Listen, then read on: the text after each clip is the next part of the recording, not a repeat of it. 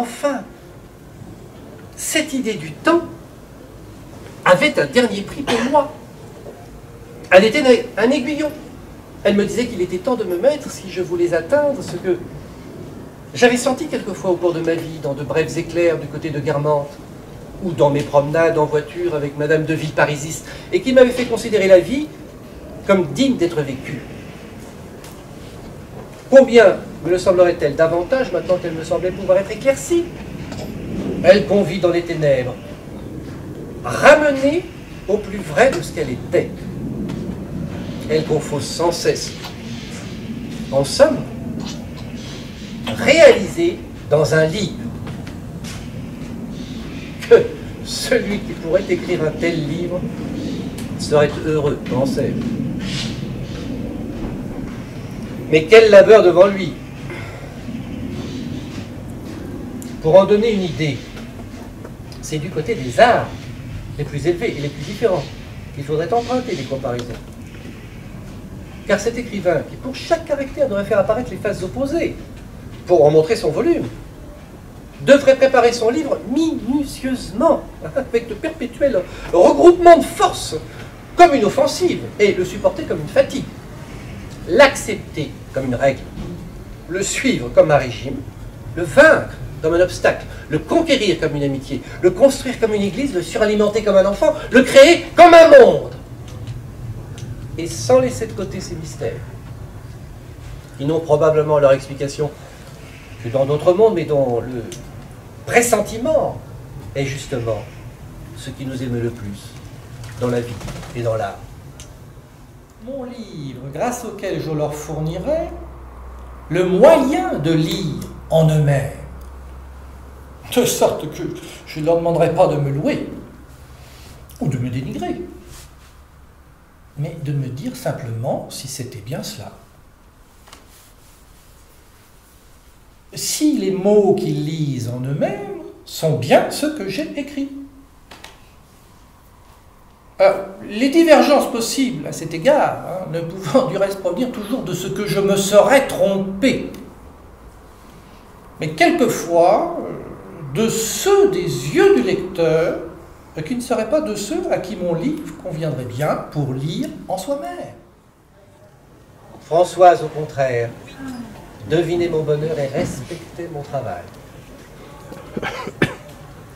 Elle se fâchait seulement que je racontasse d'avance mon article à bloc, craignant qu'il me devançât, et disant « Tous ces gens-là, vous n'avez pas assez de méfiance, ce sont des copiateurs !» Et en effet, Bloch se donnait un alibi rétrospectif à chaque fois que j'avais esquissé quelque chose qu'il trouvait bien. « Tiens, c'est curieux, j'ai fait quelque chose de presque pareil, il faudrait que je te lise cela. » Il n'aurait pas pu me le lire encore, mais allez l'écrire le soir même. À force de coller les uns aux autres ces papiers que Françoise appelait mes paperoles, ils se déchiraient ça ou là.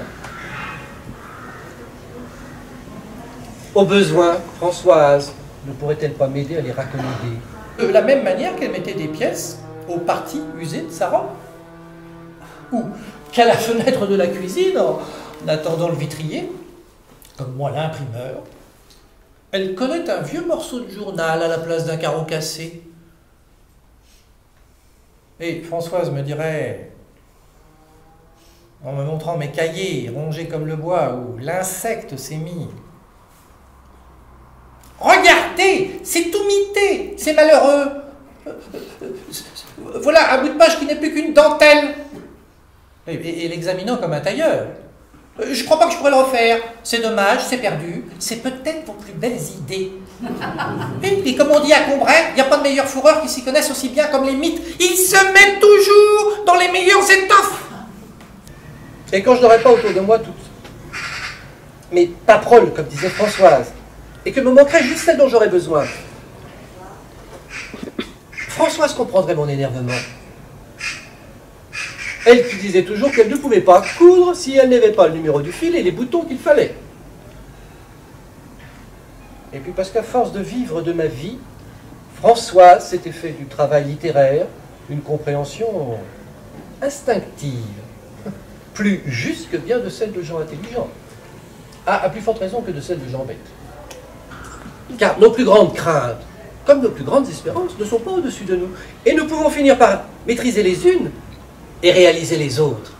Oui, à cette heure, cette idée du temps que je venais de former me disait qu'il était temps de me mettre. Il était grand temps.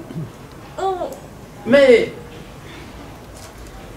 Et cela justifiait l'anxiété qui s'était emparée de moi dès mon entrée dans le salon, quand tous les visages grimés m'avaient donné la notion du temps perdu. Était-il encore temps? Et même, étais-je encore en état? Bientôt, je pus montrer quelques esquisses. Personne n'y comprit rien.